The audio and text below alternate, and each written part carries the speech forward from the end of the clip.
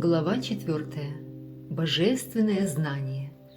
Верховный Господь Шри Кришна сказал: «Я открыл эту вечную науку йоги Богу Солнца Вивасвану. Вивасван поведал ее Ману, Отцу человечества, а Ману, в свой черед, поведал ее Икшваку. Так эта великая наука передавалась по цепи духовных учителей, и ее постигали праведные цари. Но с течением времени цепь учителей прервалась, и это знание в его первозданном виде было утрачено. Сегодня я открываю тебе эту древнюю науку о взаимоотношениях живого существа и Верховного Господа, ибо ты мой преданный и мой друг, и потому способен проникнуть в тайну этой божественной науки». Арджуна сказал: «Бог Солнца Вивасван родился намного раньше тебя. Как понимать твои слова о том, что на заре творения ты поведал ему эту науку?» Верховный Господь сказал: «И ты, и я рождались великое множество раз. Я помню все эти жизни. Ты же не помнишь их, о покоритель врагов. Хотя я нерожденный, и мое трансцендентное тело нетленно, хотя я повелитель всех живых существ, в каждую эпоху силой своей внутренней энергии я появляюсь в этом мире в своем изначальном духовном облике. Всякий раз, когда религия приходит в упадок и воцаряется безбожие, я сам не схожу в этот мир, о потомок Бхараты, чтобы освободить праведников и уничтожить злодеев, а также восстановить устой религии. Я прихожу сюда из века в век. Тот, кто знает божественную природу моего явления и деяний, никогда больше не рождается в материальном мире. Покинув тело, он достигает моей вечной обители, о Арджуна. Освободившись от привязанности, страха и гнева, сосредоточив на мне ум и найдя во мне прибежище, многие люди в прошлом постигли меня. Так они очистились от материальной скверны и обрели трансцендентную любовь ко мне.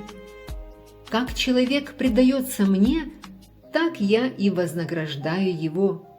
Каждый во всем следует моим путем, о сын Притхи. Стремясь добиться успеха в кармической деятельности, люди этого мира поклоняются полубогам и, конечно же, очень быстро получают награду за свои труды. В соответствии с тремя гунами материальной природы и связанной с ними деятельностью, я разделил человеческое общество на 4 сословия. Но знай, что хотя я создатель этой системы, сам я, будучи неизменным, не причастен к любой деятельности. Никакая деятельность не может осквернить меня, и я не стремлюсь к ее плодам. Кто постиг эту истину, тот, как и я, никогда не будет связан последствиями своих действий. В минувшие времена все освобожденные души обладали знанием о моей трансцендентной природе и действовали в соответствии с ним. Исполняй свой долг, следуя их примеру. Даже очень разумные люди заходят в тупик, пытаясь определить, что есть действие и что бездействие. Сейчас я объясню тебе, что значит действовать. Обретя это знание, ты оградишь себя от всех бед. Хитросплетения деятельности очень трудны для понимания, поэтому надо хорошо знать, что такое действие, что такое запретное действие и что такое бездействие. Тот, кто видит бездействие в действии и действие в бездействии, является самым разумным среди людей и находится на духовном уровне, хотя и занят разнообразной деятельностью. Тот, кто действует, не стремясь наслаждаться плодами своего труда, обладает всей полнотой знания.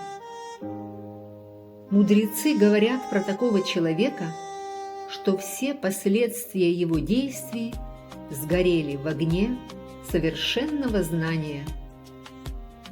Свободный от привязанности к плодам своего труда, всегда удовлетворенный и ни от чего не зависящий, он не совершает кармических действий, хотя и трудится, не покладая рук. Такой мудрый человек владеет своим умом и разумом, не считает себя собственником того, что ему принадлежит, и заботится об удовлетворении только самых насущных потребностей своего тела. Действуя таким образом, он никогда не навлекает на себя греха. Кто довольствуется тем, что приходит само собой, кто никому не завидует, не обращает внимания на проявление двойственности этого мира и одинаково встречает успех и неудачу, тот, совершая действия, никогда не попадает в рабство их последствий. Действие человека, который освободился от влияния гун материальной природы, утвердился в духовном знании и трудится только ради меня, становятся целиком духовными, и все их последствия растворяются в абсолюте. Человек, целиком погруженный в мысли обо мне, непременно достигнет духовного царства, ибо он полностью отдает себя духовной деятельности, в которой и жертвенный огонь, и все, что приносится в жертву, обладает одной и той же духовной природой, природой Абсолюта. Одни йоги старательно поклоняются полубогам, совершая в их честь различные жертвоприношения. Другие же приносят жертвы на огонь Верховного Брахмана. Одни приносят слух и другие чувства на огонь обуздания ума, а другие приносят звук и другие объекты чувств на огонь чувств. Те же, кто желает осознать свое истинное «Я» путем обуздания ума и чувств, приносят деятельность всех органов чувств и само дыхание жизни на огонь усмиренного ума. Одни обретают просветление, жертвуя свою собственность, другие, совершая аскетические подвиги, занимаясь практикой восьмиступенчатой йоги или изучая веды ради обретения духовного знания. Все они строго хранят свои обеты. Иные, чтобы войти в состояние транса, учатся управлять дыханием, принося выдыхаемый воздух в жертву вдыхаемому, а вдыхаемый в жертву выдыхаемому. В конце концов, они полностью перестают дышать и погружаются в транс. Другие же, ограничивая себя в еде, приносят выдыхаемый воздух в жертву ему самому. Все они, знающие истинную цель этих жертвоприношений, очищаются от греха и, изведав нектарный вкус их плодов, достигают вечной духовной обители. О лучший из рода Куру! Тот, кто не совершает жертвоприношений, никогда не будет счастлив на этой планете или в этой жизни.